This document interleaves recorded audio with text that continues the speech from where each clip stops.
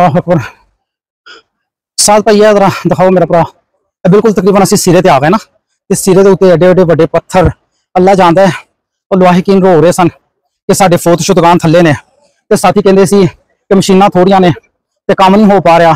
तो मेरा भाई अपनी अकल नहीं जा रही कि कितना वक्त लगेगा वो डेड बॉडियां कड्ढण वास्ते।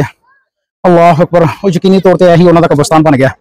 अल्लाह तला उन्होंने भी आसानियां पैदा करे, अपनी जनता के दरवाजे खोले, तो अल्लाह तला सानू भी हिम्मत तौफीक देवे कि जिस अज़म इरादे नाल आए सां इत्थे उस अज़म इरादे नाल वापस जाइए ताकि जाके इन्हां वास्ते कुछ कर पाइए।